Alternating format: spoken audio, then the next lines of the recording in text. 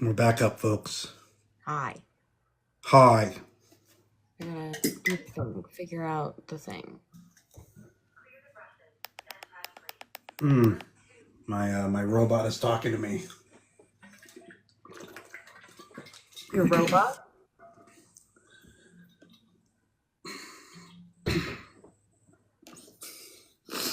Welcome in, welcome in. Who is this? Accept. We got Ashley in here. Ashley. Can you figure out how to do the thing? I literally said the exact same thing. Hello, Nelsa. Stop that. We're already sinking. Quit. Classic.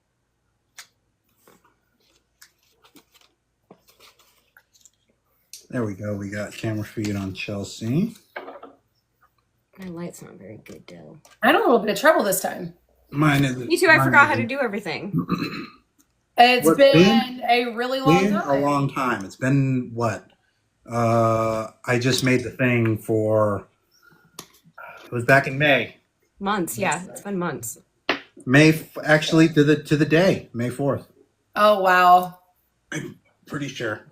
I am joined today by Lewin. He's been a very naughty boy. Oh my gosh, there's something in the air because Torvi's being awful. Yeah. Awful. I would say there's something in the air. Dunk's being terrible, but he's always terrible. That's just Dunk. Dunk is in the air. Dunk is in the air. Like, when is he not being terrible? Exactly. I always hear Ashley in my head, Dunk! Yeah. There's for people who don't know, like there's a voice memo that Ashley sent us. She was just talking about anything. It was not related. And just all of a sudden, Dunk! And it was like, Dunk! It was like the way she... I don't even remember what really deep. Because he's done so many things. You had the growl. Yeah. It was authentic. She meant it. Get the fuck The amount of the things this cat Sydney, broken, just terrorized. We're all just here. We're just getting going right now. Because speaking of Dunk, that's the new thing that's going on right now. And I just saw, sorry, I had a, to maybe start us off on something else, show related. I am having a tweet that's kind of popping off right now, and I'm getting some people discussing that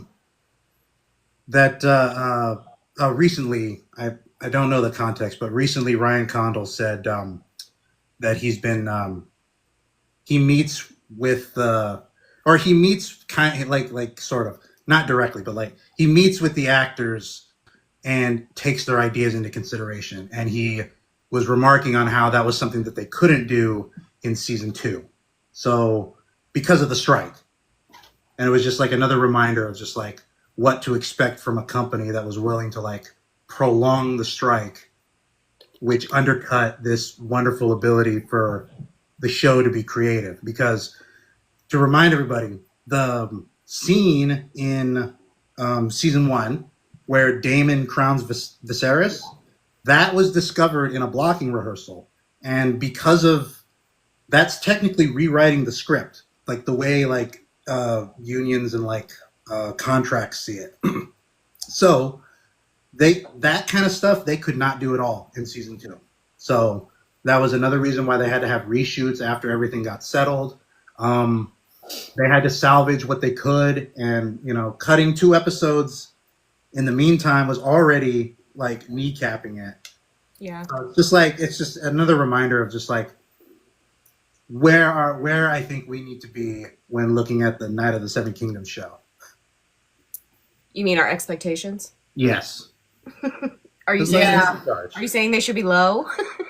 A little lower, maybe. I don't know. Maybe a little lower. I feel like they had everything that they needed to make that show great, but we'll see. They do, but it's been delayed, and we still don't have anything more than like the 5 seconds of footage. I didn't count it, but we were supposed to have already had it by now, right? Like, and no more other stills other than the ones we already have, and it's been delayed till late next year.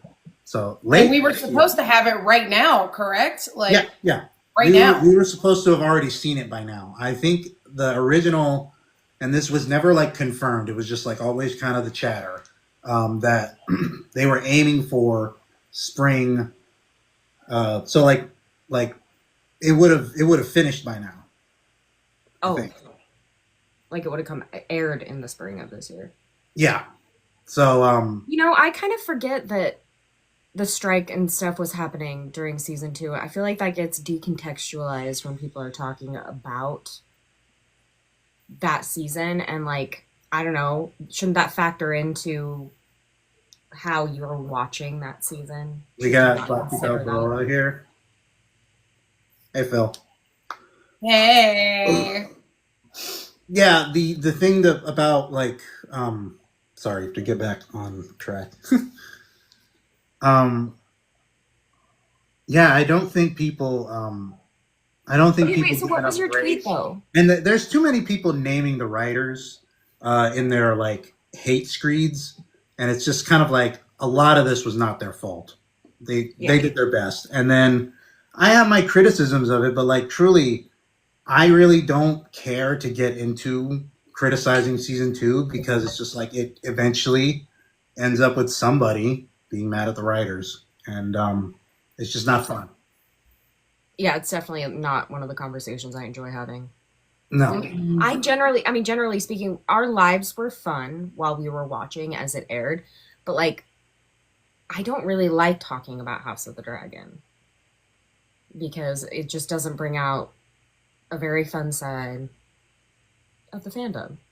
especially now. Well, although I will say this is like my the shared what I just shared with y'all was like what I essentially tweeted, and it's people are agreeing with it, so it's just like it's way more than it has been. So I feel like at least a lot of people are starting to be bothered by the general vibe of the fandom enough to start like saying shut up please.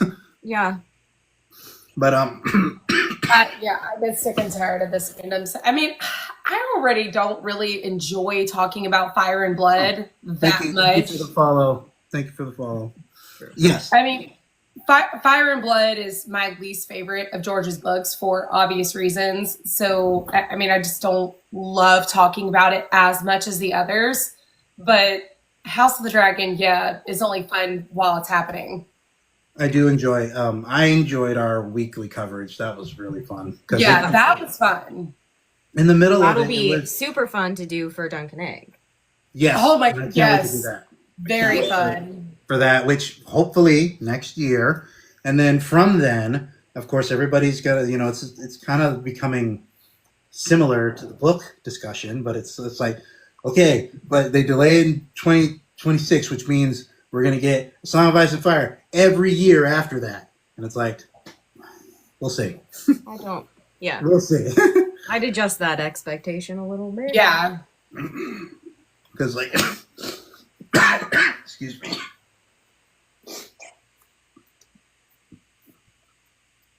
Because like, oh, he died. Okay. I like looked up and he was just gone. I'm dead. Eric's gone. I'm dead. Excuse me. I'll be right back. Oh, now Chelsea's excited. Yeah, now she is excited. Mm-hmm. Very. And I've turned her into a Rohan and Dunk shipper. It's true. It was a slow burn for me. It's because It is a slow burn, especially for a novella, a short novella. Yeah. It's still somehow a slow burn for George. Obviously, Dunk is right off the bat, I'm in love, game over, like she's it. But it takes her a while, and they have this back and forth, and it's like, it's a slow burn. Like a slow burn for me personally. Like I had to sit with it before it like sunk in, and I was like, damn, okay. I think part of it is that I read them very quickly. Like I was just like, let's go.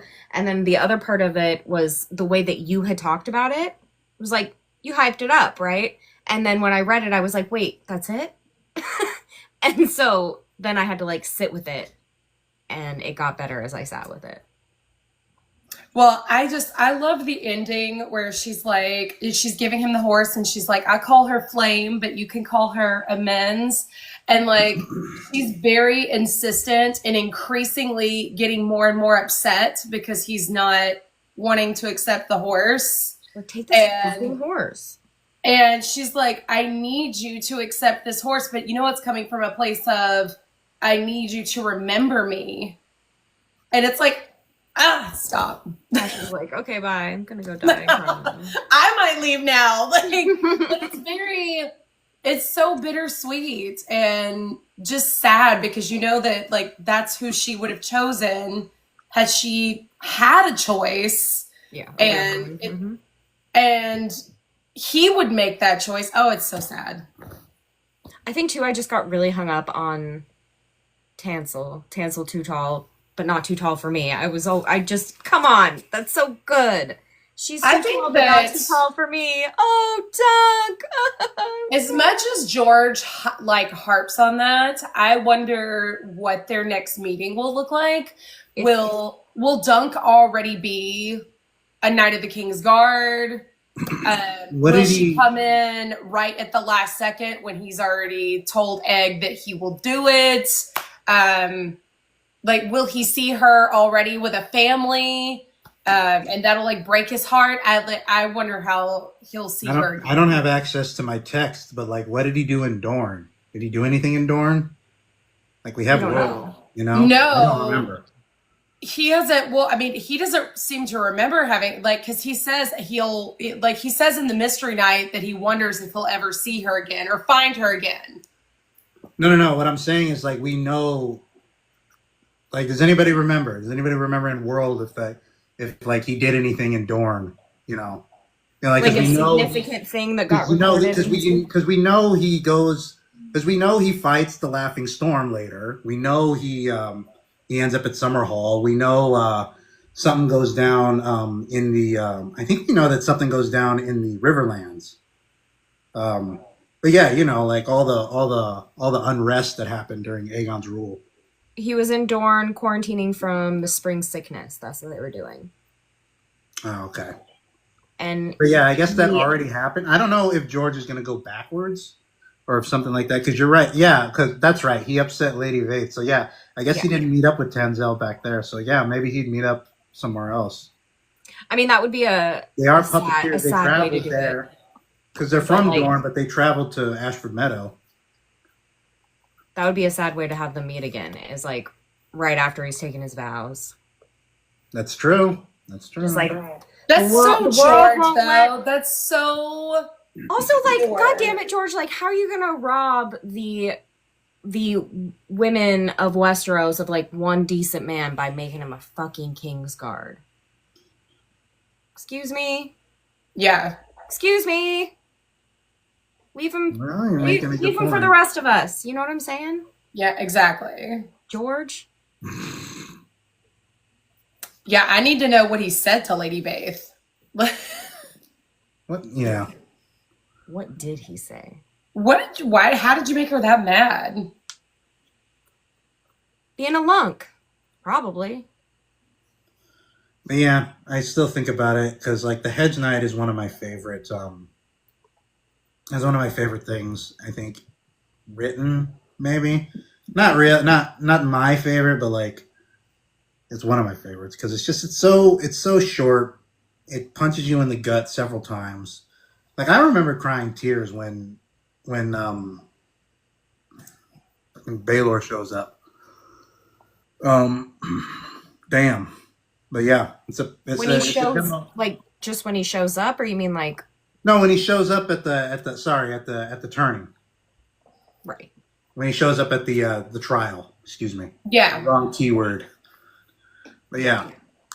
Well, yeah. Yeah, like that moment I was just like after that speech that he gives and it's just like it's gonna like there's enough there they can make a good show. And I'm honestly I don't know if I've said this before, but like we found out that it's going to be 6 30-minute episodes, which would what is that like? That's about 3 hours. So it's like I feel like that's about right. I was a little worried that we were getting 6 hour-long episodes because I was like, what else are they going to put in there? What are we gonna do for? Yeah, what are we gonna do? It is essentially like doubling, because I would say to put the Hedge Knight, all of it in there, it could potentially be like a 2.5 to 3 hour movie. So I just feel like that's a way better runtime, and we'll see if 30 minutes is a cooler, like, we'll see what that's like. I'm sorry, Phil. He's like, I remember where I was during Baelor Breakspear's finale. Some are calling it the new 9/11, and by some he means us. Never forget. But honestly, it was like, I read it, and then I said, wait, no. And I read it, and then I was like, still no. One more time. Third time's a charm. Brain on the floor. Excuse me, what? or JFK. George, George can't let us have a good guy. No. No. And that's He's like, I'm taking him. You see this perfect, You love him? good, honest man. You love him. You love him. You like him. Done. this is Yeah. Dead. Kingsguard. Gay. Like, I'm gonna find a way to take it from the girls. It's George for you. Yeah. And that's I why I love think him like so much. He's in dead. in my fan fiction thing, because I think about like Baelor is like, he was too good for that world, which is why what happened to him. I do think like I think Rhaenyra is part of that same theme, where it's like, if she was not opposed the way she was basically her entire life, there would have been progress. And the thing is, when she meets her end, that was part of like, whatever the conspiracy is that is holding, progress from Westeros. Some say it's the Maesters. I say it's the whole Some thing. would say. Some might say the Citadel. Some might say the it's Church the of Starry Citadel. Wisdom. It's the Citadel. It's the Starry Sept. It's the High Tower. They're all in on it. Oh, the Starry Sept. I called it the Church of Starry Wisdom. See, I buy my own propaganda so much I say it like it's true.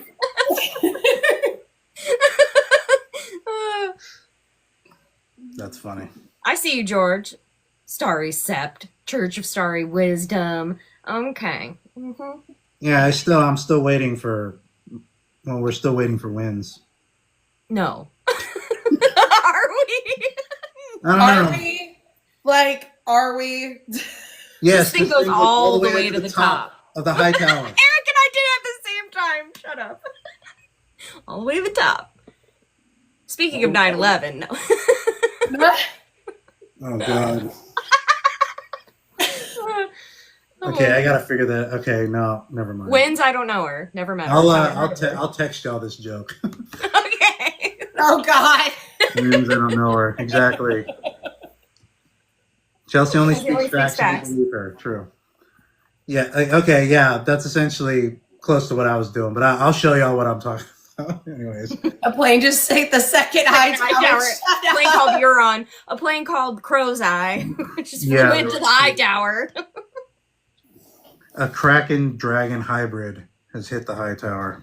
Oh my gosh. Actually, I do love that bit of Felicity's. This idea that he's going to like... You stumbled onto witches. That he's going to like make some crazy amalgamation kind of creature. Maybe using Rhaegal. Yeah. I don't know. You guys seen that? I don't love the idea of Euron getting a hold of any of Daenerys' dragons. I just know. because I don't gonna care happen. to The black dragon that's not actually a black dragon. I But also it's- don't but it's think gonna that be, anything is going to go according to his plan. I think he's got this grand, like, evil scheme, like the most evil villain, and it's just not going to work out the way he wanted it to. Well, okay, so I don't know if you've seen what I'm talking about, the video of Felicity's, but what they're getting at is that this creature, this amalgamation creature, isn't what Euron is expecting. Like, and it's going to be that kind of thing that he's like, Oh yeah. oh, Whoops. oops, now what? Which that to me does align with like the hubris of his character. Like, he's successful in being destructive, but he's not able to control the destruction the way that he thought. Mm-hmm. Like, that makes sense for Euron. Also, like, I said this in a video the other day. I want to talk more, and by I mean we, I want the fandom to talk more about Aeron and Euron and their relationship. And also just the Greyjoy brothers. Because then there's like Uri or Yuri, the dead one, that Aeron was close with and thinks about all the time. And like has the dream where he's embracing that brother, and then that brother turns into Euron. And then there's the whole Irathan Nightwalker, which is like a blend of Uri, the name, and Euron, which is like the dead giveaway that that's Euron, right? Just all this, the Greyjoys, people, you know, they're like, I don't like the Greyjoys because their culture is bad, basically. And then just like don't talk about them. And I'm like, but there's so much there. It's like the Dothraki for me. I feel the same way. I don't like the Greyjoys because they're boring. And it's like, no! I think honestly, If people could say Davos is boring, I can say the Greyjoys is boring. I think Euron, in terms of, do I think that Euron was always evil? I mean, he's a Greyjoy. They're never going to be that great. I think the madness came in likely from Bloodraven and the Three-Eyed Crow stuff. And I think it was originally intended that Euron was going to be what Bran is becoming. And, and then it turned out that he was wrong. And now Euron's just kind of crazy. Because I just like the idea of Bloodraven getting into Euron's head and then being like, never mind. Never mind. Whoops. I am so sorry. I just think it's very interesting the things that Euron talks about, like flying, like that whole speech about, do you think we can fly? How do you know? Like, unless you jump. And then Victarion's like, Victarion's like, I gotta be the unpopular one here. Oh, shocking.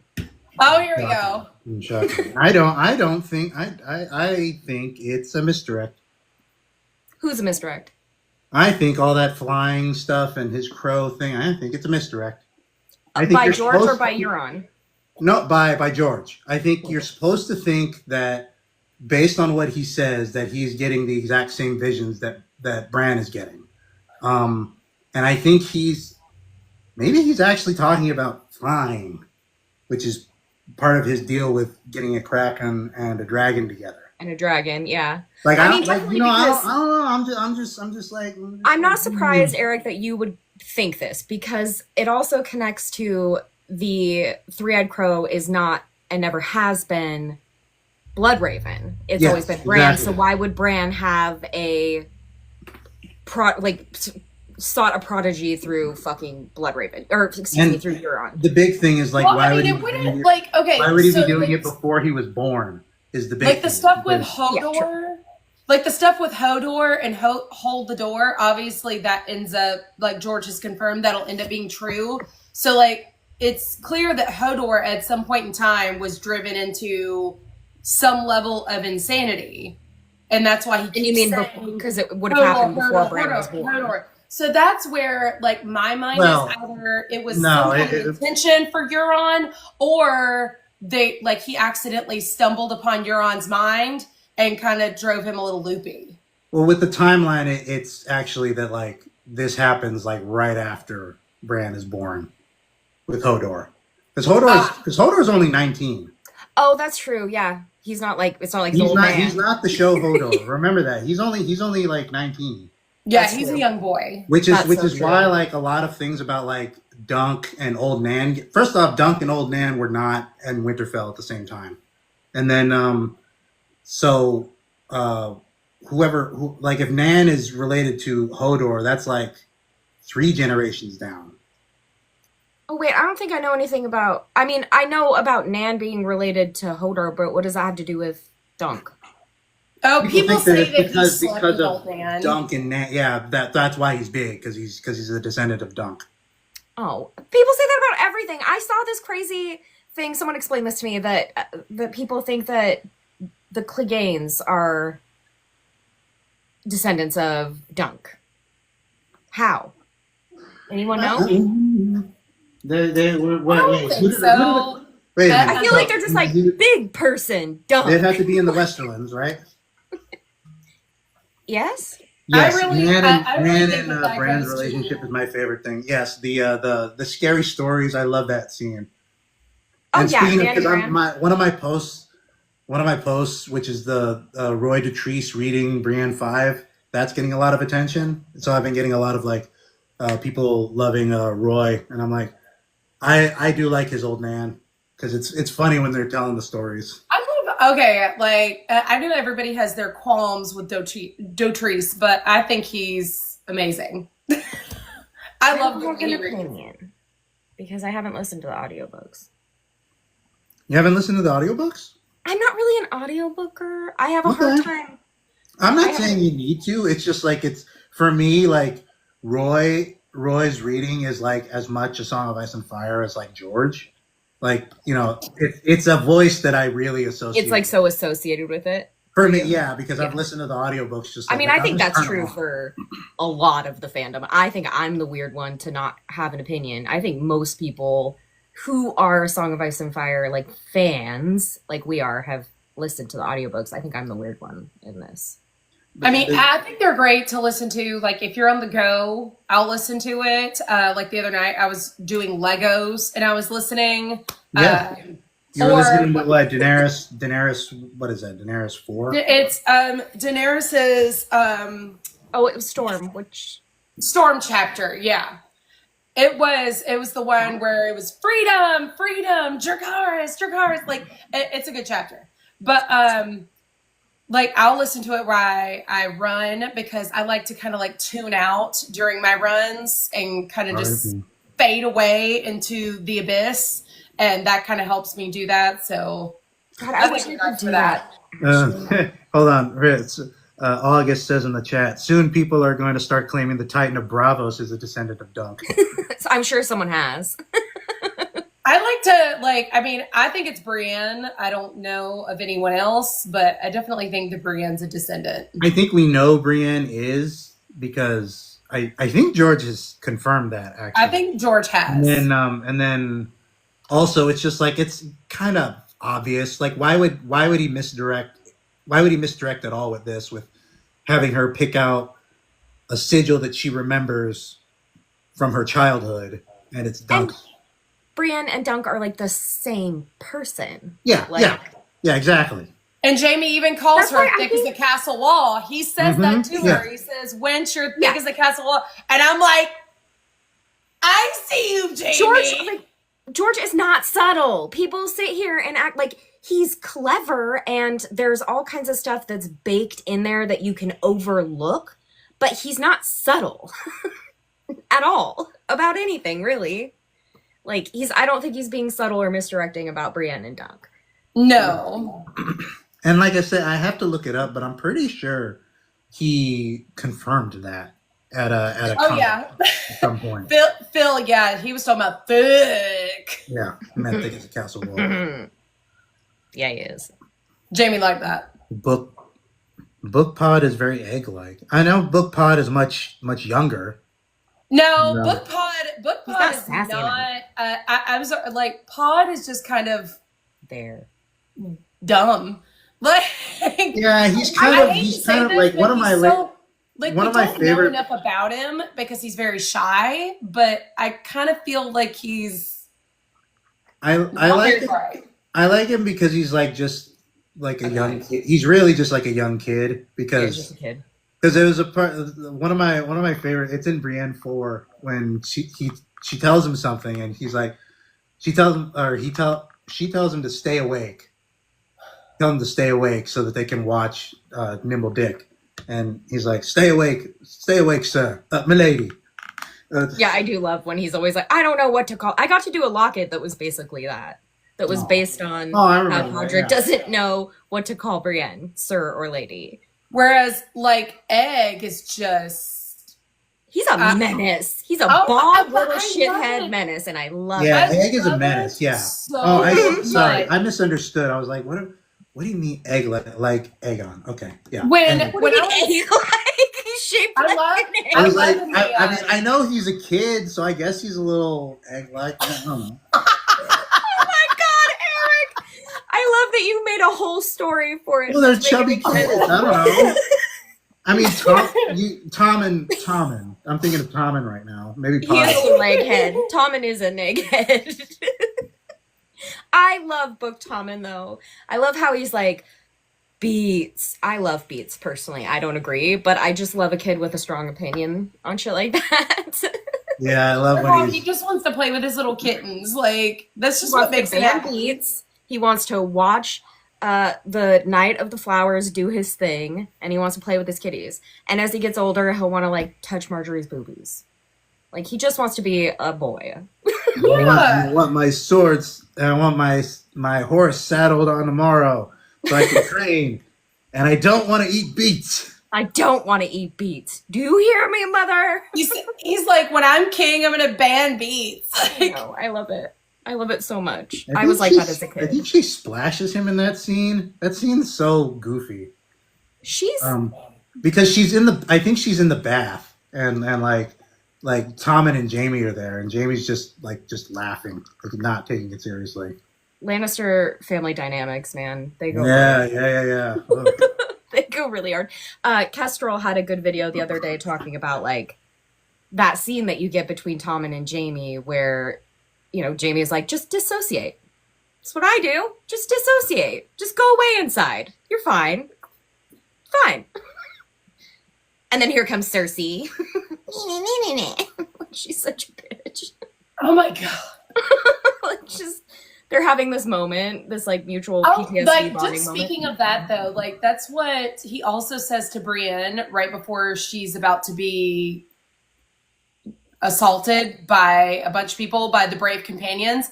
He says, just go away. He tells her to go away inside, and he says that that's what Ashley. he did when Brandon and Rickard were slaughtered by the like. So for people who say that he did not care, he did care. He was a kid. He had to go away inside. He had to go away as these two men who everybody says he didn't give a shit about were dying in front of him. He did care. And then, you know, Young I feel like- Jamie cared. I feel like that scene between him and Ned in the throne room where he's like, you know, he wasn't going to believe it. Like I have a lot of feelings about Jamie. Yeah, I think Jamie gets such a bad rap. Like he's somehow, and then we're holding him to expectations of, oh, well, he sent Jane Poole off to the Boltons. Like Jamie doesn't have the information. It's just like Catelyn. Like Catelyn didn't have certain amounts of information to know what was going to happen in certain situations because she's not privy to that knowledge. We have to stop holding POV characters to the same knowledge that we, the reader, have and setting the bar for them like this high when it should be their point of view and what they know. Yeah, I mean, is there any evidence to suggest like that people, it's like well known the way that Ramsay is? No, like a lot of people have no idea anything about him. Like But also, Bruce has kept that deeply under wraps. What can he do? What could I he don't do? know. It's just what, like, especially like, I don't know about the Jane situation, but like what we're talking about before, like With the Starks? with the Starks and all that, like you're essentially just saying like, why didn't you die for the right thing? It's like, I mean, that's what being human's about, isn't it? Like it's Yeah. tough. I mean, and people make Jamie's I think I say this like it's unique to Jamie, but Jamie is a very shining example of the human heart in conflict with itself. Like, yeah, and it's so interesting. Like I love how George layers that for you as the story goes on, because you maybe get like a hint of that at the end of Clash, maybe, and that's if you like choose to believe what he says to Catelyn, you know, Right. at the time. It's not until you really get into his head in the third book that. I remember watching the show. I think the show did that really well because they were following a lot of George's stuff. But they did a really good job of like, I remember really hating Jamie in the sure. beginning. Always hated him from the page one. Hated him. I mean, John, you're what he did wrong. to Bran is unforgivable. I feel like people act like when you want to have these conversations about Jamie and you give him the graces that I think you should give him, that he was young, that he looked up to these men, and what these men told him to do was to turn a blind eye. That is what these men who he grew up respecting and idolizing told him to do.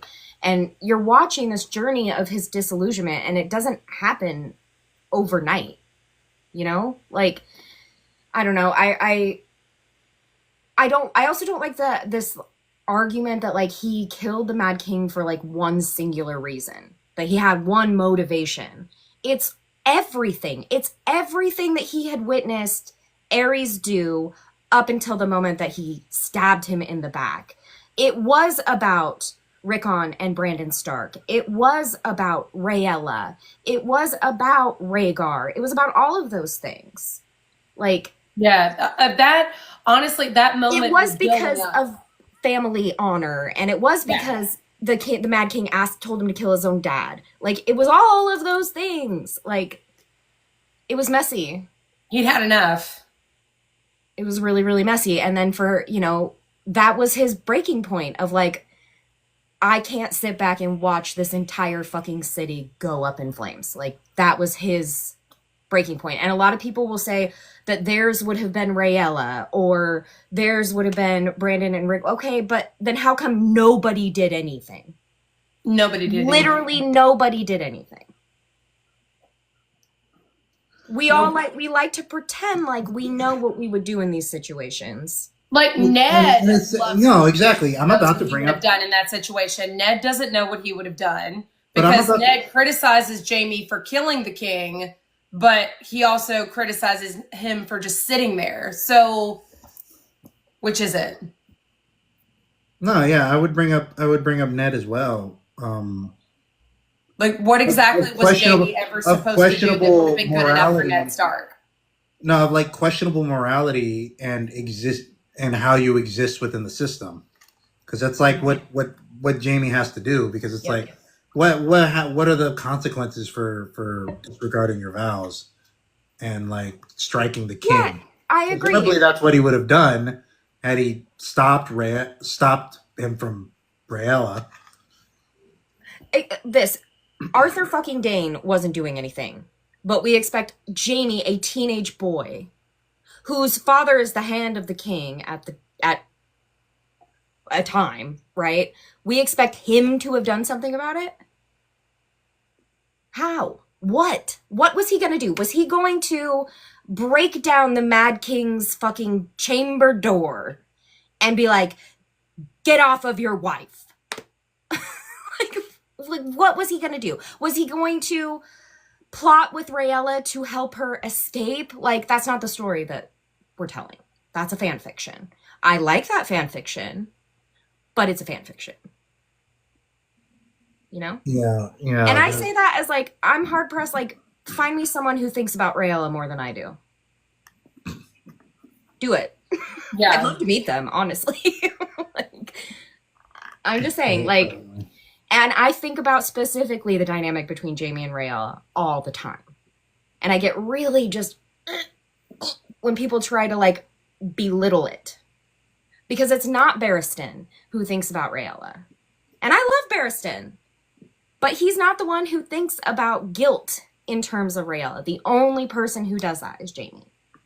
Yeah, he's on a different path, and I don't think he's gonna last long. I don't think he's getting out of the next battle. Barristan. Yeah, like maybe, I just need him to see Dany one more time. Maybe it's not gonna happen. I don't think so. Shh. Shush your mouth. Then okay, fine. I'll settle for a scene with Barristan and Viserion then. That's cute and sweet. Barristan Like has to see her again. Maybe I have to believe Viserion it. fucks someone up who's like, someone stabs Barristan, and then Viserion's like, Pappy! And comes in and just like eats that guy or something. What did Barristan do? Damn. I don't remember. I'm trying to think of what the fanfic is doing, because they did most of the Battle of Fire already. Did they have Danny show up, or does the whole thing happen without her? No, yeah, it happens without her. Yeah, Okay.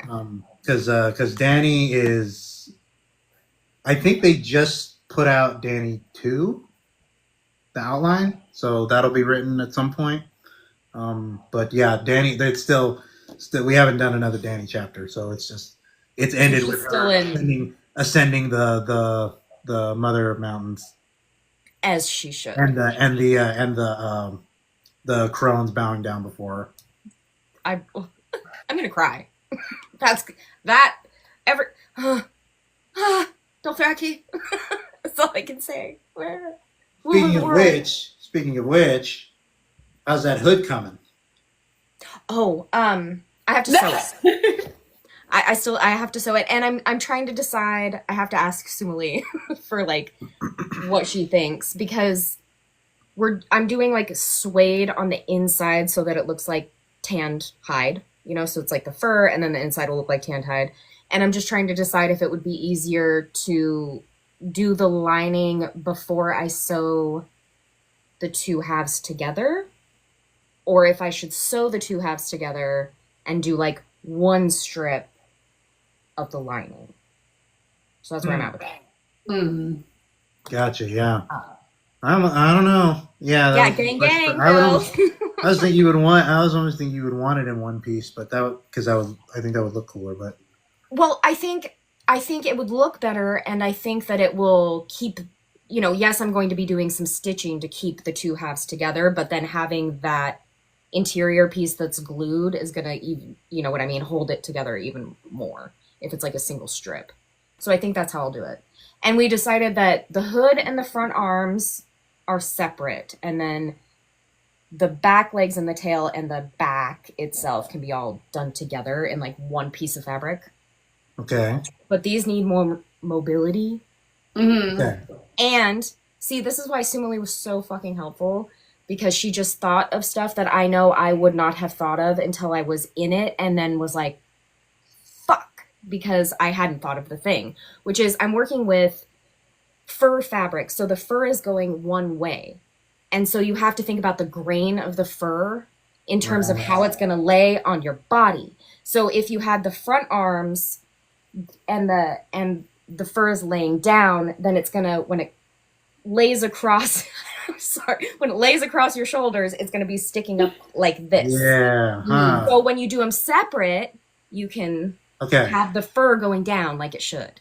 So that's the point of doing it separately. Yes. You're breaking the Yeah. pieces apart, and also because you need more fabric on this side. Thanks for the idea. I should make a video about Daenerys' line clip from Wiki. You should, Phil. You should. I better You be should. at That seems to be very 1,000 fucking popular. But okay, so it's like it's a hood, and then your arms, and then this is all going to be like sewn together. Yeah, so the arms and the hood will be sewn to the cloak. And then Okay. everything else is already going to be one piece. So the back legs and the tail. And then once all of that is sewn together, then I'll attach With the a head. Scottish accent. That'll be the last thing. That'll be Northman. Boyish accent. And then the head. So, yeah. Which Oh, we've and already then- seen and is awesome. But where? Any update on the eyes? Have the eyes come in yet? They're going to be here on Monday. On Monday. Okay. On Monday. People, You know, eyes. I'm gonna pop those suckers in and take straight to the internet. So don't worry. And you guys you'll get a photo of one eye in, then 2 eyes in. Then it's like I sent them a We video got 2 today. eyes. I sent them a picture first. I'm like, we have 1 half of a hood, and then like 5 minutes later, I'm like, we have 2 halves of a hood. Like these are the kind of updates they're getting. Step by Farrah, step by what do you step. mean? Did you listen to every sound available? What do you mean? Because you've been doing all of those, let TikTok pick the sound for you, or the testing the person. No, those are things I listen to. So yeah, At least I don't go to TikTok. I go to like my playlists, and I was just like, oh, that, and then I look on TikTok, and oh, they have that. So, in fact, TikTok hasn't had some things that I've wanted to post about just obscure things that I've been trying to find. Mostly drumline stuff because I've been really on a drumline kick. Because all the high school music is starting up, and in my neighborhood, it's really big. So I listen to your. Oh, that's for you, Chelsea. What? Listen to your Song of Ice and Fire playlist every night. I've learned so much from you. Oh, that's sweet. I always think it's kind of What's funny up? when people are like, I listen to you and I fall asleep, and I'm like, me? You listen to me and fall asleep? I'll be like, really, da da da da da da da da, and then start cackling, or da da da da da, fuck, like, I don't see how listening to me is very relaxing. Entertaining, maybe, but relaxing, I don't know. But thank you. I'm glad you think so. There's a fucking hornet. Oh. Yeah, like that killed me. I was like, damn, Chelsea and the Hornet, it's back. Summertime in my backyard is a nightmare. They're everywhere. And they're aggressive. Yeah, like Yeah, look at I've him. got, He's got I've that got the look in his dragonflies that are like actively mating in the sky. And then I've got the hawks that are flying by as I'm walking my dog out there. So I'm like, that's lovely. And then we've got lizards, and they're my friends. Like, we love the lizards. But the hornets, like, and the wasps, they're out of control. I love bees. Just doing their thing, pollinating things, little bumblebees. I'm sorry, I'm gonna hit a wasp with some Raid. I don't care. I got that Raid. I don't care. Die. Yeah, wasps are they're a little much. It's just not for me. Okay, we've got some good questions. Someone asked, does Barristan have the pale mare? Does he? He does talk about not feeling good, yeah. Mm. And then Yes, Barristan does have the pale mare. He's riding the pale mare. Yeah. Like Right. I think in his sample chapter that's where they talk about how like the other horses in their own army are kind of spooked because the dragons are flying everywhere, but the pale mare is fine with it because they've been around dragons this whole time. Oh my god, I didn't even think about that, Eric. But What? that's like the symbolism because he's using silver, isn't he? Yeah. Yeah, because silver's used to. Oh my god. I did not think about that. The pale mare, literally. He's literally riding the pale. Oh my god. Okay. Yeah, I think So a little.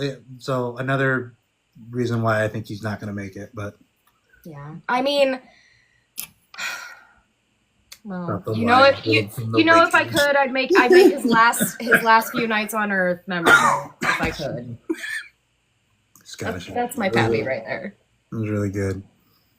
Do you think Euron will take one of Dany's dragons? Ashley says no. I say he No. will. Not. What'd you say?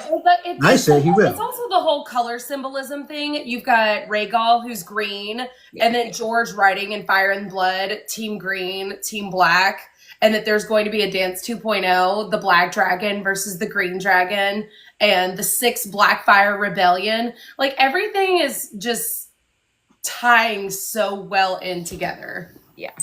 It's almost too good. Oh, the broken lemon. It's And broken the sadness. like Dany's childhood. Yes, Damn that's it. what we're gonna call it. Because It's if people didn't it's know, also like I People also didn't- think it's just if people didn't know, Chelsea sent this to me, but it got smushed in the mail. So I said that it was symbolic of Dany's broken childhood. It's perfect. It's perfect. It's art. and we also know how much George loves to hurt Dany for some reason. So having her being There's a few forced to things I have kill out one of there. her own children, I mean, you know how I feel about that, Ashley. it's devastating. And then that's that moment where she realizes that Viserion has to go. Right. Uh-huh. I also, yeah. That she has to send her away. All I know is free Viserion. That's what I know. That's not what I think is gonna happen, but we don't gotta get into that. Eric? Viserion will have no rider. No, I agree, but it'll In be the end. different. In the end. But it'll be different. She's gonna reject Aegon. That's what I say. I'm totally into her rejecting somebody. I would love that. I would love someone to try to claim Viserion, and she's like, I'm a She's liberated already girl. rejected Quentin. She was like, nah, I'm backing up. And Rhaegal was like, not my bitch. Well, He said Rhaegal no. rejected Quentin. That's my baby mama. You get away from her. It's that Somebody trying to talk to me Get back. while I'm working. she doesn't want to talk to you. That fucking meme. Like, That's right. yeah, I was thinking of it's that scene from the Righteous Gemstones. It's like, yes, baby Billy, it was the boy. Boy, listen here, TJ. Oh my god, I already rewatched that once. My mom and I did. It's funny. I love that show. The whole thing. Because I love that it's one that's like, it's done. It's a complete thing. It was satisfying. And now I can just rewatch it a bunch of times. Because it's quick. Like, the humor in it is very quick. And it, like, takes a minute to sink in what they're saying because of how they say it. And so you'll sit there and you're like, oh my god, wait, what? Like, yeah, I love it. Righteous Gemstones, y'all. Yeah, I think about like stupid lines like when they're like, you know, she's like, what did Judy say? She's like, I'm gonna move to Malibu, shave my, you know, Yeah. and, learn to surf. Learn to surf. I love how they're always like, daddy boy. Like, daddy boy. I heard them talk about how it kept getting more ridiculous of saying "detty." Anyway, 10 out of 10, guys. It's a good one. It's fun. Yes, it's good. I like this one. This is a good question. Juan, do you think Melora and Euron will be working together, or will he marry her by force? And because I'm a big Melora Hightower is going to be the Tiger Woman. Euron's like Tiger Woman bride. Yeah. His sorceress lady.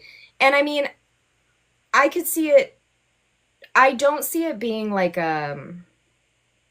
she's actually committed to him and to his bit, but she's doing it for survival kind of a thing.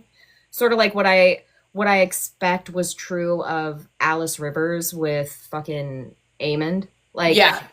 When a woman finds herself in a particular kind of position, you got to do it. Only one way to navigate said position. You know what I'm saying? Or it's going to be like outright, forcible, which I find less interesting. I would like it more if like she goes along with it and then at some point does something to betray him or something like that. Or, she's relatively insignificant and just fucking dies. There's also that. But I mean, I say that, but like, Aeron sees Euron with a woman next to him wielding pale flame. Like, I think him having a, female companion is pretty significant. Yeah, I hope something happens there. I hope they fuck shit up. Exactly. Because that's Old Town specifically. That whole evil city needs to go down. Burn it to the ground. Cleanse it. I love that in the name of evil, Euron will obliterate what is actually the most evil institution in all of Westeros. Like, fuck that, brother. At least you're radical and you don't even know it. At least the institution's holding the country back. Yeah. Keeping them in the literal, actual Dark Ages. So that they stay in power. Yeah. It's a conspiracy. Yes, we sound crazy, I know. No, they're all in cahoots. It's all coming together. It's all coming together. Okay. I'm bobbing through these. What would the name? I don't even know what the name was. I was just like, release the Maester list. Exactly. Release the list. We don't know who these Maesters are. They get rid of their names. But do they? You know who's not on the list, though? Marwyn. He's not on the list. Yeah, Marwyn is not on the list. Was Maester from Winterfell evil? I don't think so. No. And that's the thing that's the thing about the Maester conspiracy is that there really only needs to be like maybe the Archmaester's in on it, because it doesn't even sound like Marwyn is completely in on it. He kind of talks about it as like come on, but I think that he doesn't know specifics. Lewin probably believed I think Lewin probably believed in magic and like more fantastical things when he was younger, and then seeing things happen, especially with like Bran, kind of wigged him out because he had convinced himself that none of that stuff was real. And now it's coming before him and becoming very real. I don't think Lewin was ever bad or evil. I think that he was just kind of floored at what was happening. And this is also kind of like a little close to recent events. If people are following like the political influencer scandal that's been going on about the dark money that some TikTok people have been getting paid. Right. Yep. The thing to think about that story is not that they were paying people to say certain things. It's that they paid people and boosted people who said things. So in the same way, like the maesters, a certain kind of person is going to become a maester, and a certain kind of person is going to stick around. Like I think Marwyn is like one of the rare exceptions who sticks around and doesn't buy into everything, you know? So so Lewin doesn't need to be in on the conspiracy. He just needs to be a maester, you know? Exactly. You're complicit without knowing it. It's like we all are. So I don't think he was like, I wouldn't say he was evil, and I would say he was just using his training, how he got that link, the Valyrian steel link, and communicate and taught that to Bran. So it's like, you know, most of the maesters are probably like that. So the real interesting thing is the household allegiances thing, like who came from where and what are they doing with their messages. Yeah, like the idea that like there are lords who are not literate, and so they have their maesters read their letters to them, and who's to say that they're actually reading what's in the letter, kind of a thing. Like, yeah, because I forget what. Oh man, I got. Okay, really quick before I forget. Yes. Because we're talking about Maester Lewin. When Bran it's before he wakes up. It's the dreams that he is having before he wakes up. And he sees like Sansa and Arya, and it's like cluing you into they're fighting because of Nymeria or because of Lady and stuff like that. One of the things that he sees is Maester Lewin looking up at the stars and then looking back down at his papers and frowning. And this is right before the comet comes. Mm-hmm. And so in my mind, I'm like, for him, he's looking at the comet. He knows the comet is coming. Like he can see it because he got a telescope or whatever the fuck he was using before like the naked eye could see it, right? So he sees it's coming and he's like worried about it. And to me, that says like he knew the prophecy, or he knew that people thought that a comet was the bleeding star of this prophecy. Like he was worried about magic. It's like Ashley was saying, like, I think he found it fascinating in his youth, went through his training and was like, it's not real anymore. Then Bran started branning and he's like, oh. And then he died, you know.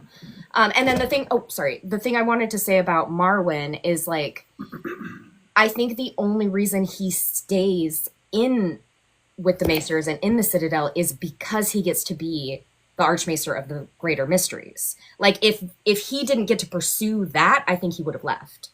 Yeah. I don't think he would have stayed. Like if he didn't then get to go off to fucking Ashai and train Miri fucking Mazdur, like, come on, I can't wait for that to come back around. Ah!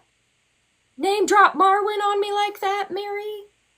Sadly, I don't think old Nan got to anybody, but I think she should have, because I think she spoke nothing but the truth. Base of Spades. What are you talking about, Sorella? We're talking about the Citadel. The Citadel does not allow women, so I don't know why you're bringing up Sorella right now. What is Sorella doing? Come on. No, but I mean, I know what, but like, what are they pretending they're doing? Like, what are they there to do? Like, not really, but what's their cover is what I'm saying. I think it's got something to do with the glass candle. It's got something to do with it's got something. Because then I'm like, Marwyn, I think, is starting by the time Sam meets him and sees the glass candle and stuff. I think that Marwyn is learning more than he had known before.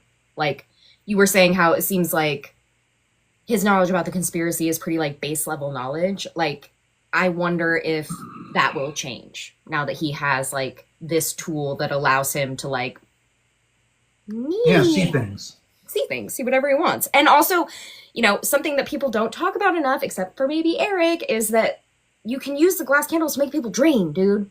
Like, it's not just that you can communicate, it's that you can manipulate. The the Dornish master plan is what that says that Sorella Aleros is doing is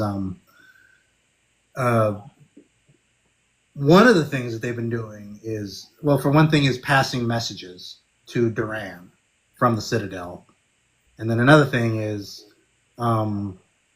sending visions to Lancel. Lancel? Because Lancel keeps saying he's getting visions. Like, what if he's actually getting visions of them? And they're like futzing around with trying to make the sparrows happen or whatever. Like, stop trying to make the sparrows happen. They're not gonna happen. Happen. But like I said, that's wild and crazy. I sort of want to believe it, but it's like, that would be cool. I don't know though. But yeah, the glass candles can send people visions. So it's like, oh, and there was something Phil said earlier that I wanted to go back to. Where was it? This Maester Aemond knows about the Grand Maester conspiracy, and that's part of the reason why he went to the wall. But like, because it's not that deep for other people, right? Like, finding out about them being anti-magic or anti-Targaryen or Valyrian or whatever, like, that would be like, oof, for him. He'd be like, uh-oh. So that being like something that factors into why he goes to the wall. Yeah. Yeah. I mean, he also... I think the biggest thing was that he didn't want to mess with Egg's claim. Like, I mean, he didn't just being a maester, though. Yeah, that's the thing. Did he choose to go to the wall? Yes. Does he say that? Okay. Yes. I just don't remember. He did. He chose to go to... He says he chose to go to the wall because of the issue with, like, after the Great Council, like, Egg being determined to be king. But he was asked... Right, that's right. King. And so he went to the wall to destroy any dispute over that. Yeah, distance himself. Do you think Vagon knew about the Maester conspiracy? Yeah, and he was like, fuck yeah, brother, let's destroy this shitty family. I think Vagon hated his whole fucking family. Yeah, that is a weird... Okay, you want to talk about weird... oh shit, what is the fucking word? Conspiracy? No, not conspiracies. Between two characters when they interact. Yep. We were just talking Dynamic? Dynamics. Yeah. One of the character dynamics that I like, that I've been thinking about, is Vagon and Balon. Because I feel like Balon tried, but it had the opposite effect on Vagon. Pushed him further away. Yeah, it pushed him further, and I'm really... Like, I was thinking about scenes of that in my head, because I think in my dance, like, fanfic, I think Vagon's going to be a POV character. Interesting. Yeah. Balon's going to be one too. I mean, that tracks. I think people don't talk about Vagon because he's so, like, not a Targaryen. Targaryen fans don't want to talk about the Targaryens that aren't very Targaryen. What do you mean? No, Balon. I'm talking about Vagon, though. I'm saying that... Oh, Vagon, yes. That it makes sense to me that someone would want a POV of Balon. I feel like fewer people would want a POV of Vagon. I know, and they sound similar, too. So you're like, what are you saying? I misheard you, yeah.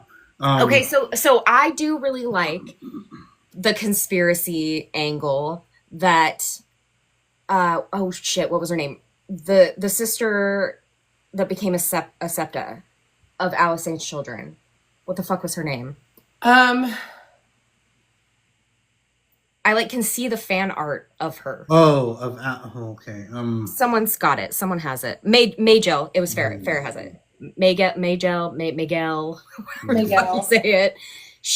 The idea that she is actively, like, poisoning the dragons or, like, doing something to destabilize dragon reproduction specifically, that, like, that was her job, and that this is part of the reason why we don't see Silverwing have grown offspring, and why none of Alysanne's children have why do none of her kids have fucking cradle eggs? Why? Why do they all bond with fully grown dragons? Because Silverwing wasn't producing viable clutches of eggs.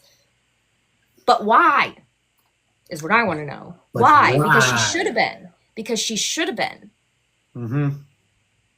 And so I do kind of love the idea that like the call was coming from inside the house, that like the faith, and it makes sense that like they're going to infiltrate the family Yeah. a couple of times.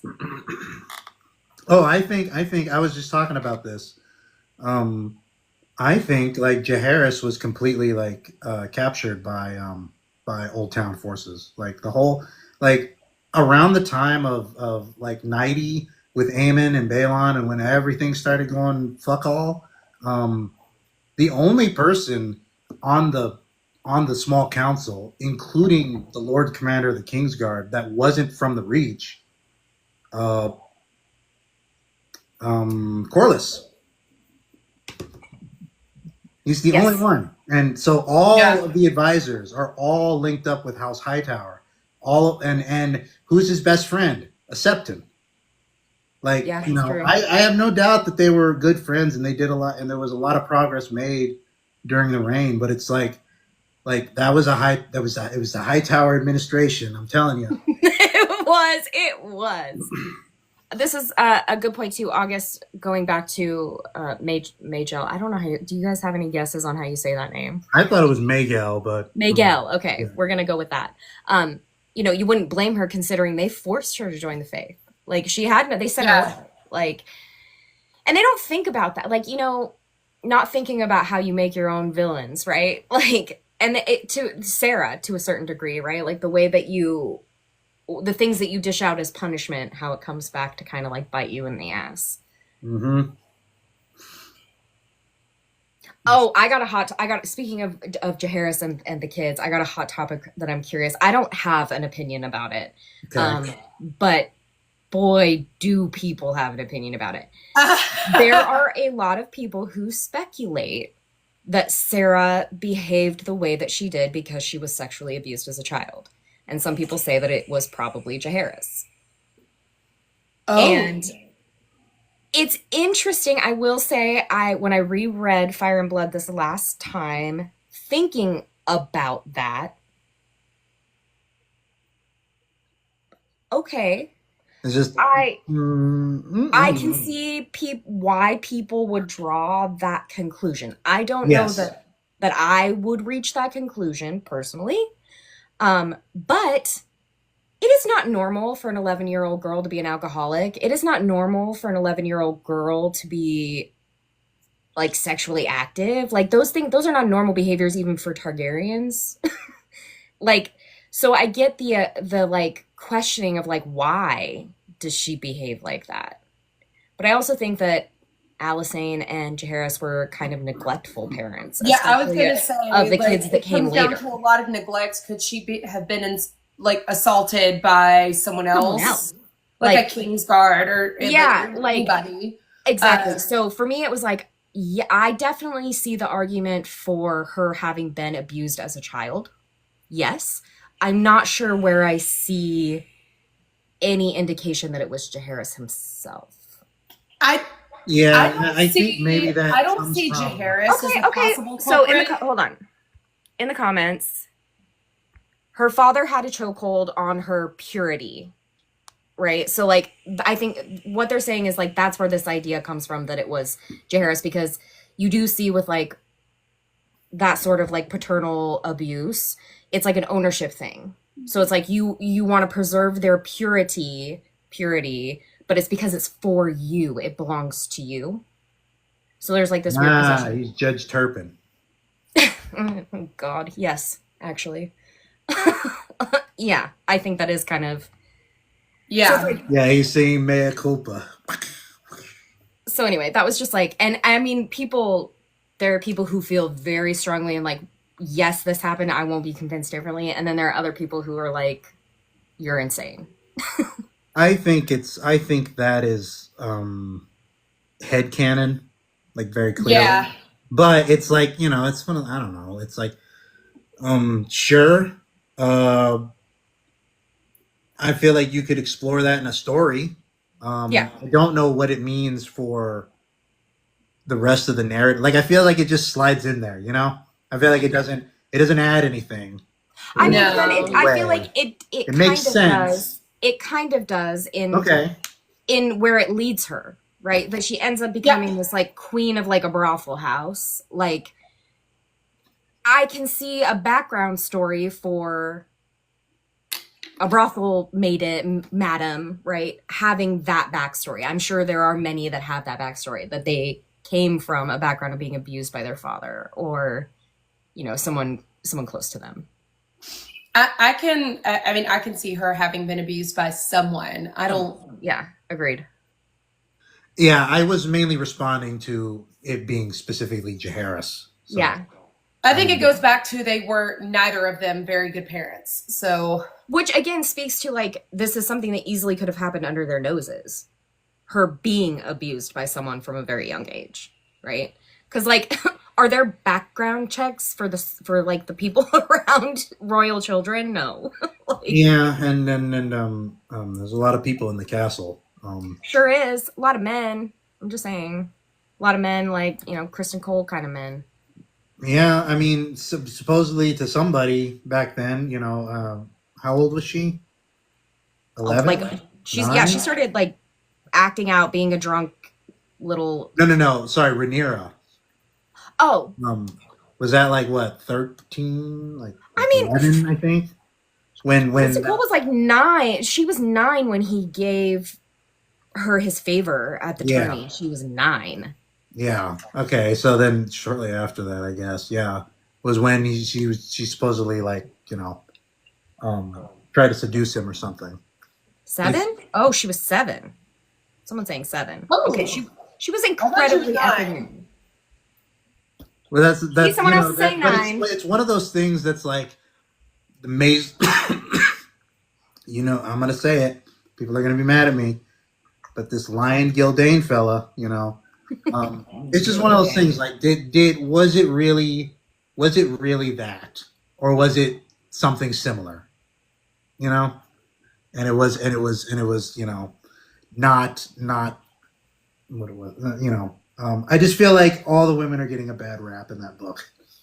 Oh, for sure. Yeah. But I Like, mean, in real life, it was in real bad life, enough but to where also, like, in the Allison was even retellings as well. concerned about, you know, Kristen Cole. So I don't know. I do love that in the book, Alicent being like, yes, but Who protects who the protects her princess? from Kristen Cole? Hmm? Yeah, Hmm? like Look, Alicent is such a cunt. I love it. Yeah. She really is just a bitch. yeah. The mushroom stamp of approval. Okay, also, this is such a good point. I think about this one a lot. There is no reason why Arya didn't get a dragon egg. Arya and Rhea, like Rael, is it Raella or Rael, her sister? Real, I think. Or is it Rhaena? No, Rhaena's her mom. God damn, okay. Anyway, the twins, Rhaena's twins, it is bizarre that they did not have cradle eggs. Because Yeah. Dreamfire, how many fucking name clutches are in Fire and Blood? There's at least 3 that are named, and then there are more that are like referenced. Mm-hmm. Like she is known to be, while she is partnered with Rhaena, like the most fertile dragon. So why the fuck didn't the twins have dragon eggs? It's like the only other dragon that had more dragons birth was Cyrax during their lives. Yeah. So yeah, that's a weird one. I don't know. I wonder if I'd have to reread the story. Sorry, I'm a little spacey on those details of Targaryen. I mean, me too, because Fire and Blood's not like my It's fave. not my jam. I was gonna say, like, I don't But dragons are my jam. So I have scoured Fire and Blood really thoroughly, specifically about things like this, like dragon, who got a dragon egg, who didn't, and it's very fucking odd that the twins did not get them. Very odd.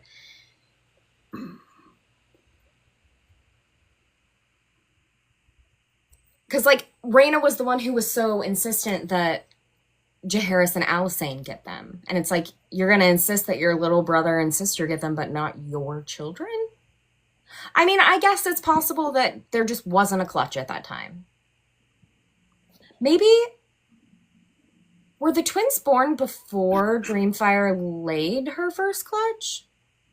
I would have said that would have had to have been it because I don't see Rhaena not wanting eggs. From No, I was thinking more like my brain went Maester conspiracy because for me, Rhaena and Rhaenyra are like the two biggest targets, like intentional targets by the Maesters because they are magical fucking women. They are clearly so closely tied to that dragon fertility woman link, which is exactly why Dreamfire and Cyrax are the ones who have the most fucking clutches.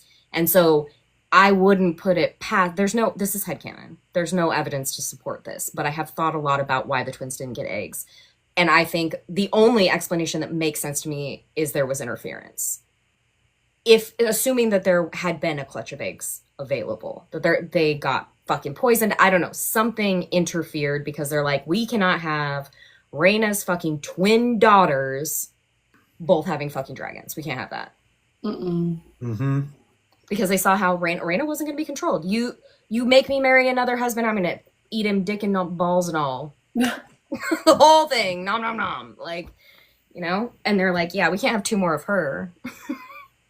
God forbid.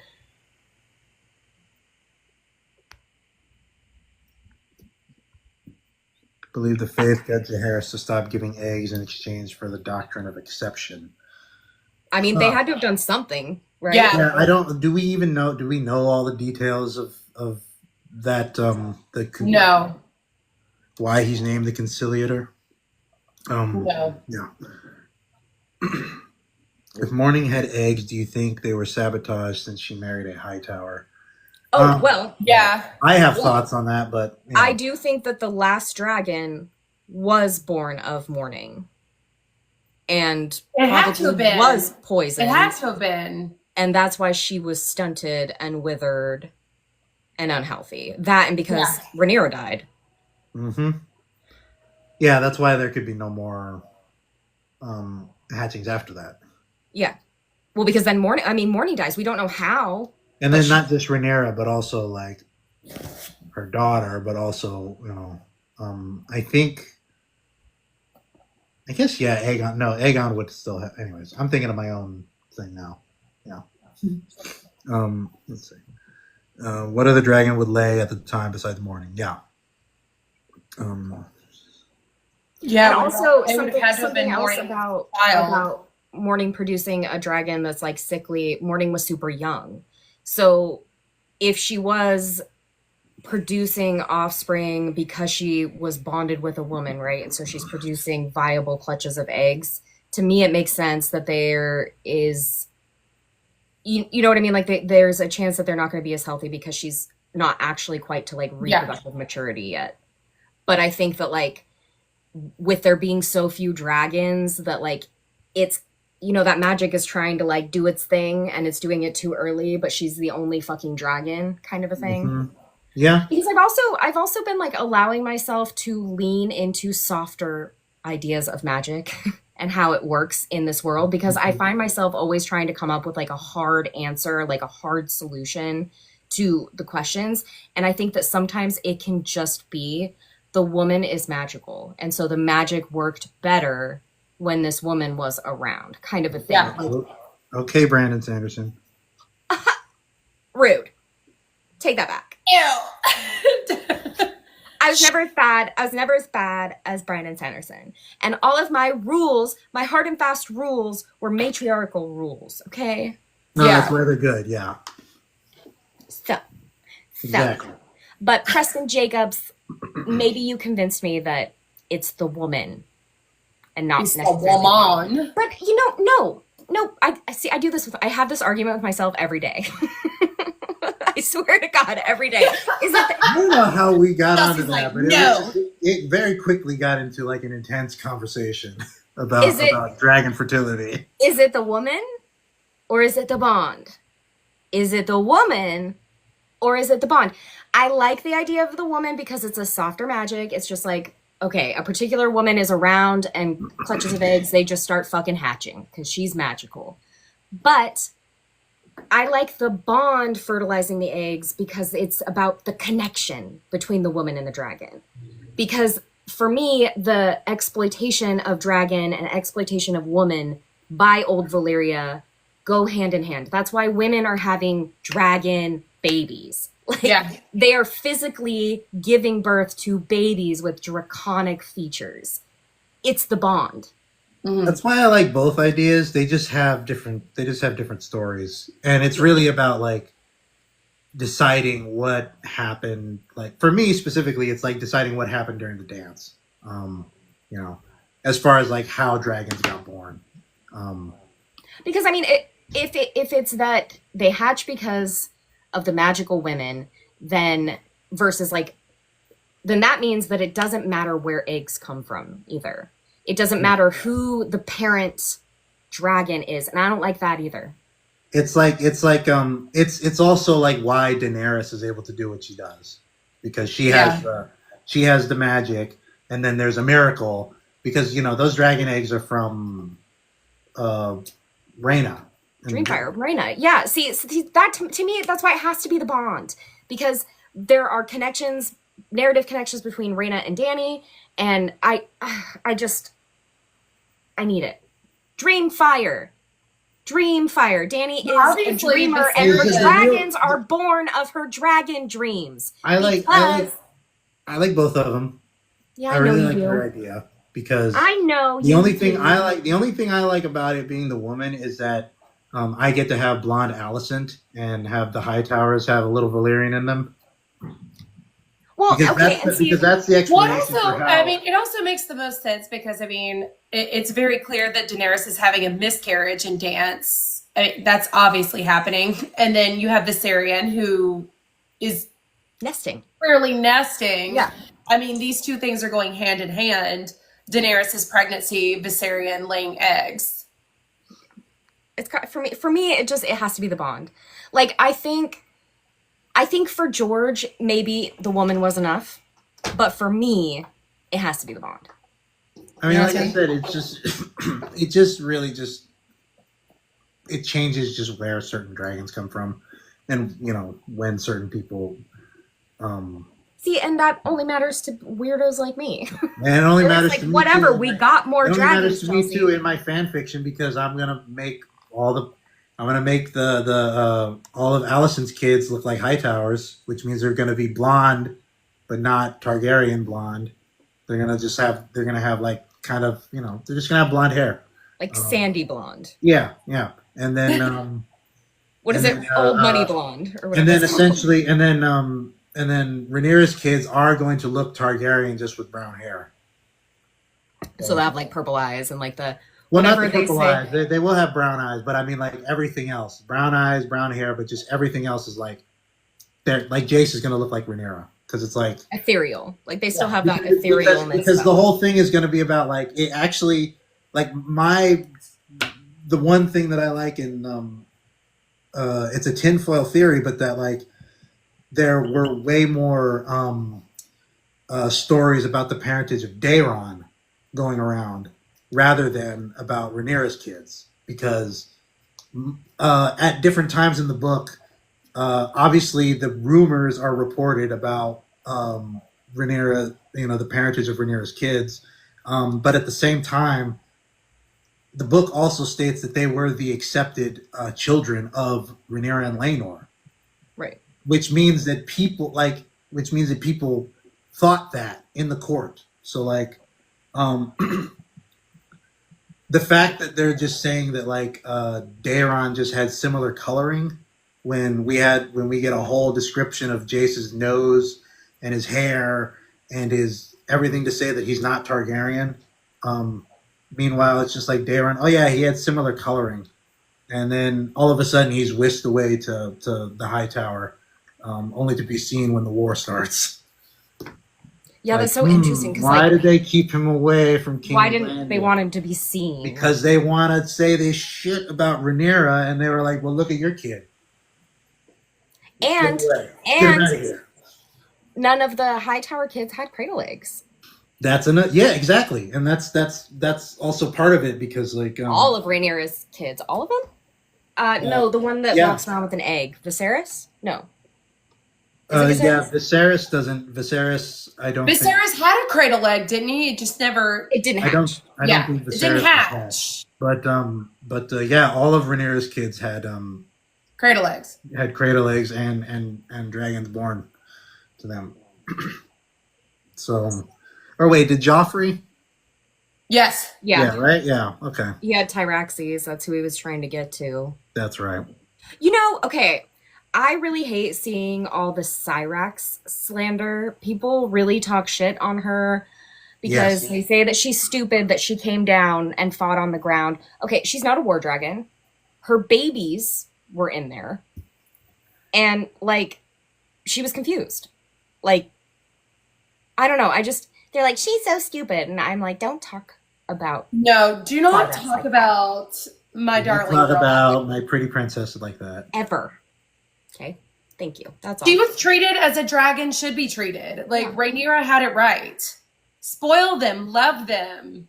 That's true. Like I would say that. I don't know if I can say that, but somebody in the chat. I can literally see her It's a form. giving. It's a form of misogyny to me. What? Yeah, because it's like, well, just the fact that like Cyrax is seen as a girl dragon, and Oh, and she's That dumb people are and she's gonna be- pampered. and that people are going to be like just extra mean to that character in the same way that Or they're maybe extra mean to- Rhaenyra was the only one who actually valued her dragon and didn't want her dragon fighting because that's not what they're supposed to be for. Juan, do you think the shepherd acted solo or was a member of the faith? Oh, that was the dragon pit was an inside job. Oh, 100%. You're really Yeah. telling me that just this just gathered mass of people just went in and killed? No, there were soldiers in there. There were people from the faith that And Dreamfire were hiding had different weapons, poisons. and they went in the cover of darkness, and Man, those dragons put up a fucking fight, though. I will tell you that.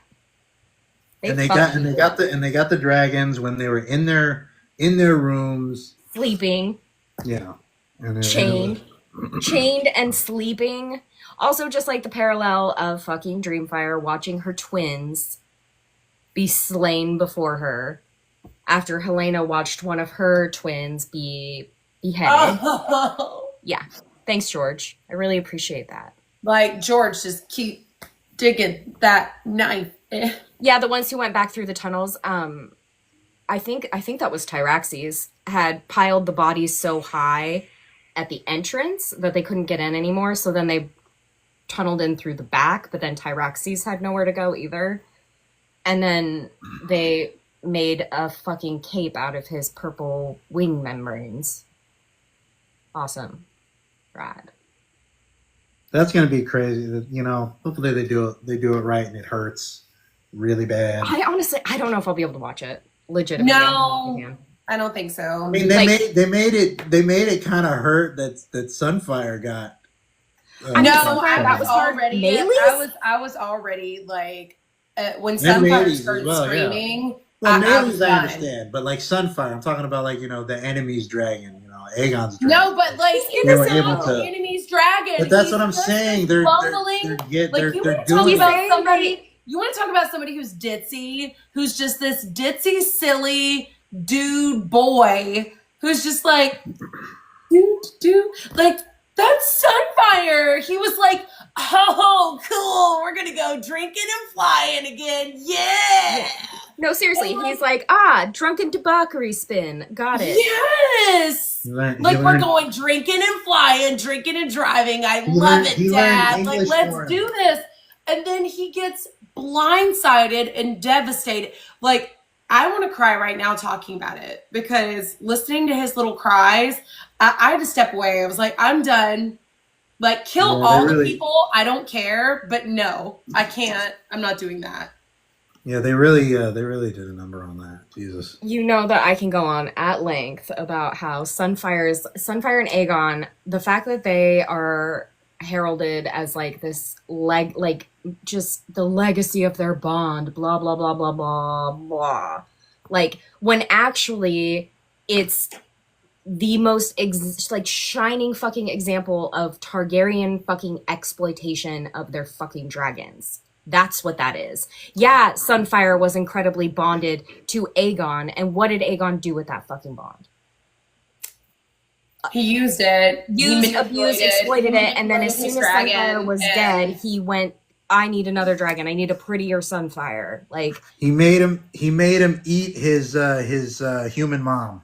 his human mom, which, like, you can't tell me that didn't have some kind of, like, massive impact on magic in general. Like, I mean, they had to cut her. Yeah, they had to coax him to do it. misogynistically, of course. Yeah, I saw Team Green say that Aegon and Sunfire's bond was better than Dany and her children. These are the same people that say that breastfeeding and suckling are not the same thing. So these are also the same people who say Hallowed Harpy is okay. Well, also irreparable damage to the family. She then went on to specifically say that they fed from her breasts. So, like, I mean, it was reiterated in there. It always makes me that they drank milk from. Dany goes on to specifically say that they nursed from her breast. Like, that was such a funny post because that subreddit is nothing but unreasonable people, and even they were like being like, "Hey guys, this actually it makes said us look like specifically idiots. in there that she was breastfeeding them. That like she was giving them milk. There's I just loved how they were like, that. Suckling isn't breastfeeding with a whole chest. Okay, It's but like, I want to say one of the things that I find D&D did a lot of really offensive things in their adaptation of Dany. One of the weirdest choices that they made was having Jorah say to Dany, "They're not your children. They didn't drink milk from your breast." Like, why are you going to put that line in that directly contradicts what happens in the book? It's one thing not to adapt it, but why are you going to say it explicitly never happened? That was a weird fucking choice to me. And it's because they wanted to divorce Dany from her dragons. That is why. Yeah. Ugh. When I look back at that line and I think about it, like, to me, it's just like it was a cheap way to introduce conflict for Daenerys. Yeah. Like, there has to be, like, I agree there needs to be some conflict with the dragons, but the conflict is, like, in controlling them, despite the fact that they are so closely bonded. But they didn't. And that's what she's going to have to do with Rhaegal. But I'm pretty sure they wanted to just simplify that, and that's just the way they did it. And I think it was just lazy. It was hack. It's very different than. I mean, even down to like the casting of Emilia. I don't get TV Daenerys. I mean, even down to like the visuals. Like we were talking about how Tamsin, who was originally supposed to be Daenerys Targaryen, looks like book Daenerys. Whereas, I mean, it's not that I dislike Emilia Clarke. I like her well enough. She doesn't really like convey book Daenerys.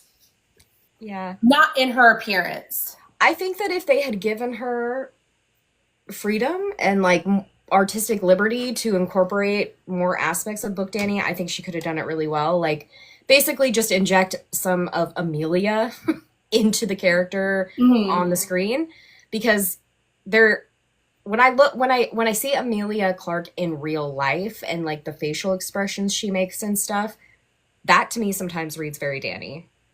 And because she can look really childlike and really like, you know, she can do that sweet smile, and I can see Emilia, you know, touching people's faces and kissing their cheeks, which is what she tells. So you're describing this, and there's a specific moment that I remember when she's telling a story about how, you know, because she wears the wig, she can go incognito when she's out.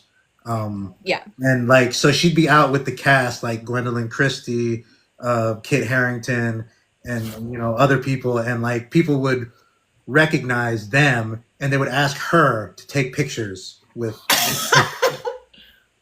Imagine, I can't. Like, she loved it. She loved it. She's like, yeah, sure, I'll take a picture. She's like, yeah, that's fine. But yeah, it's a funny moment. But yeah, and I'm like, that's cool. But I mean, Kit looks like they gave Ramsay. everything of Dany's to men. Like, yeah, I think that's like how a lot of her lines and how a lot of the things that Dany thought of and her ideas and her plans were all given to men. Like from the beginning. Yeah. From the beginning. Like, and every time I really should make Daenerys. I should go through and do a series about like these kinds of changes and like theorize the stupid problem they were trying to solve. Like Because a from a lot of times it was a production. stupid problem. Um, anyways, I think like I that was would be saying, really like the interesting dragon thing is about simply to create more conflict. That's also why they changed the House of the Undying thing of Yeah. where the dragons are kidnapped instead of her because going willingly. yeah, they needed something more direct And I mean, of a motivator that's for Eric. Dany. That's true of her entire Karth arc. It's the same reason that they have her denied at the gates, even though they come to get her to bring her Right. to Karth. Yeah, Like- you can't do that in it. Like at least at the time, the thought process is you can't do a show where a character just experiences things. They have to be doing stuff and they have to be working towards something. So it couldn't be that character driven. It could Right. be, like, people wanted character driven. That was what made Game of Thrones the early seasons good. But there's a cap on how much of that television viewers can watch. well, you just can't have this is the problem with Damon and Harrenhal. You can't have your character watching too much stuff. They have to be doing things. They can't just be told stuff. They have to be like, the dragon's got to be kidnapped. So they got to go. They can't just like go because like, oh, well, they offered me something. So I need to go talk to Okay, them. but it was like it. Oh my god! It was You like can they do that in a kidnapped him, book. They killed Eerie. Like, what are we doing? No, Like, exactly. Yeah. Oh, it You was can a- it was but you such a can do mess. that in a book. You can have Daenerys go on a vision quest in a book. And it works. But a lot of the shitty changes are made because they're trying to solve a problem. And it's like because I feel like people take some of this stuff a little too personally, maybe. You mean me, don't you? Sometimes, Well, Not they killed usually, off they killed but off I'm characters more they didn't addressing need to kill Twitter off. right now. Yeah, the silver, I think they realized that they weren't Stupid. gonna do anything with it with the rest of the story. So instead of having to have a white horse, very specific horse that you're probably going to need multiple ones of because it's going to be year over year over year over year. Well, they found a white horse for the bells for They're Arya. just gonna to fucking, well, but that's one episode 10 years later. I'm just saying. I But yeah, don't no, love it's it. just like I'm just saying It's- that they it's- were willing it's- to make those kinds of concessions on Daenerys's character more so than other characters. And they acted that's like true. these concessions were small when they were actually very large and had serious implications for Dany's characterization down the line. Uh-huh. Yeah. Is there any part of the conquest you are hoping to see adapted? Not really. No. You know what? I do want to see what is the battle? The storm battle. I want to see that. Feels random. That feels like a random one to want to see. Well, it's so cool. Well, it's cool because it's like specifically the one where the dragons they couldn't fly. So, There's that conflict. You're like, but you make up for it because they trick the whole army to run right into them. So it's like, I want to yes. see the start of the Blackfire rebellions. shocking. But that's not the conquest show. Oh, Cat, what is the cat's No, name? that's not the conquest. That's post dance. But But that was the question. I'm not. But you I'm want, not but you still want to interested in see the that's conquest. it. I think we. Oh, this is the same joke. It's like, what part of the conquest show do you want to see? The Blackfire rebellions. It's the bit. That's part of the bit, guys. Like fuck it.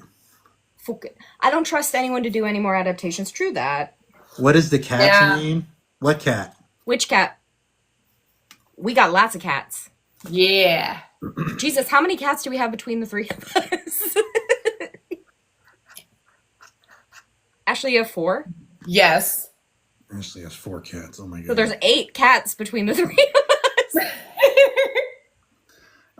The orange one that I have, his name is Lewin. And I bet you'll never guess what Dexter's doing. Oh, what? You know what? Dexter's cleaning himself. He's I'm making not this gonna face. I'm He's not awake. going to be a jerk right now. He's cleaning himself. So I should not have counted him out. Hi, Dexter. Look at Look him. at that little buddy. He's love like, leave me face. alone. His Oh my face God, is 5 cats, permanently. Haley? You have 5 cats, not including your other animals. Wow. Hell yeah. I'm allowed to Dexter have 2 always cats. has that emoji face that's like the smile and then the smiley eyes too.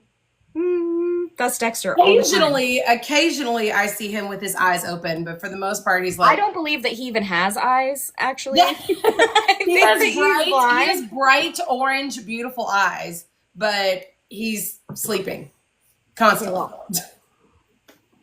I have to find that video. Like, Ashley, you sent us a video of Dexter once, and I need to find it again. This is Is that Bela. video? This is Bela. Oh, What are you doing? She says, "Get me out of here." She doesn't like the camera life. no, my other cats are piled in with the girls.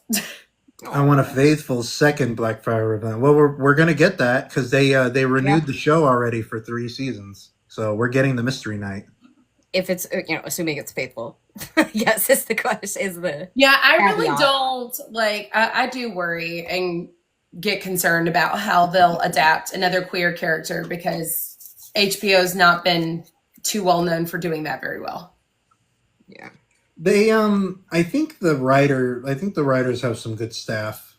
So I think they're in a similar / better position than House of the Dragon. So Yeah. with a different showrunner. I think the showrunner was,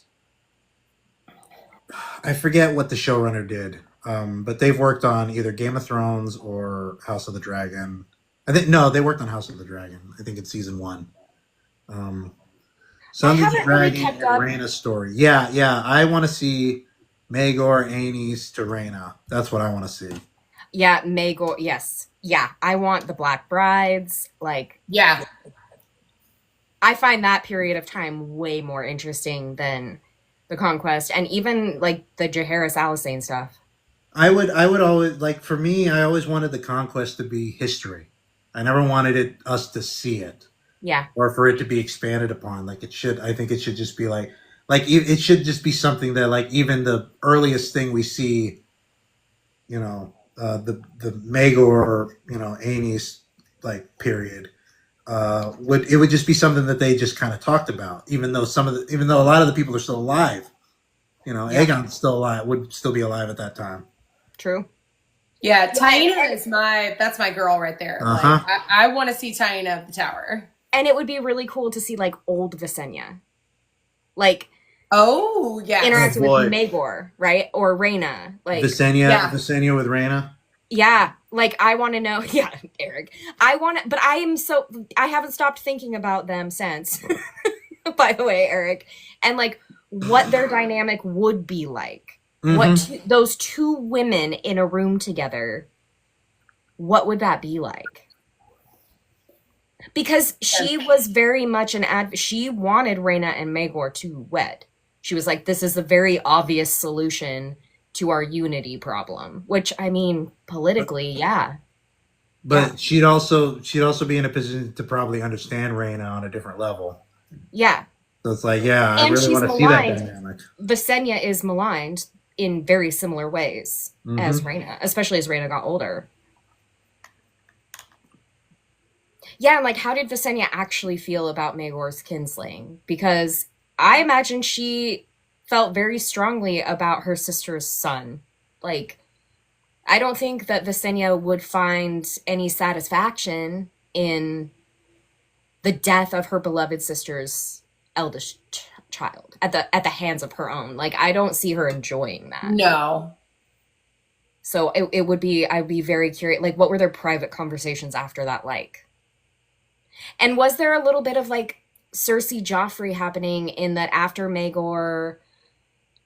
his injury, was she able to have less influence over him? More than likely. And like, at what point did she die? In his story, in Maegor's story, like, where was he at when she died? I need to reacquaint myself with all this. Yeah. It is 10:50 where I'm at. Um, I think we have a little time, right? But we should start wrapping up. Yeah, totally. Yeah. I think Magor was having dragon dreams. Everyone around kept playing it off as paranoia. Aenys Magor is just a more severe version of Viserys and Daemon. I think yeah. Well, like I also see a lot of similarities to the dance too, because it's like it's another time when the country split in two. So Yeah. Yeah. A good old succession crisis for the Targaryens. Shocking. which is oh my god, you know, I'll try to say this quickly, but like fuck Gildane again for trying to say that there is anything traditional about Targaryen succession at all before the dance. Yeah. Right. It's all None over of the map. it was They made their traditional. own rules as they went. And then they're trying to say, oh well, you know, we can't have a kid we can't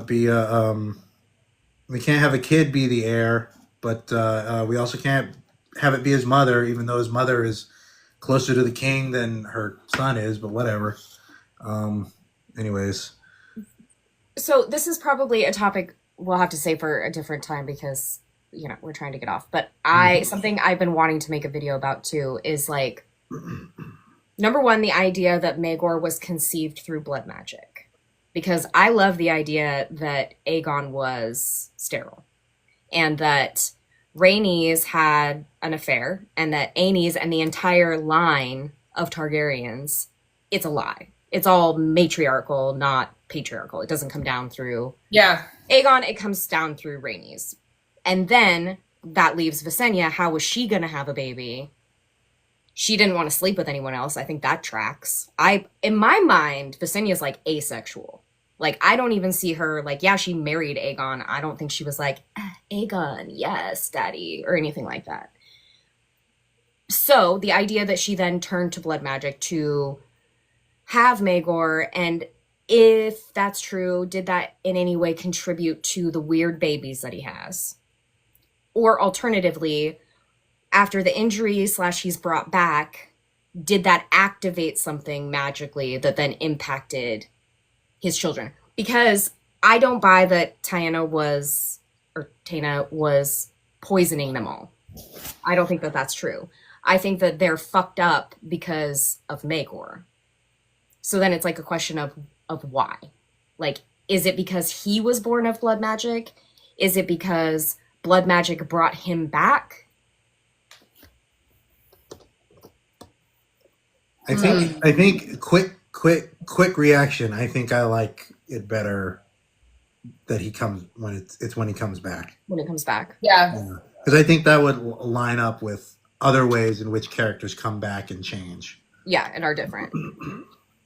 Yeah, it's fun to think about because I do, because this is going to be something I'm thinking about. I know I'm probably going to listen to Fire and Blood while I go to sleep tonight. No, I've been chewing on this one for a while.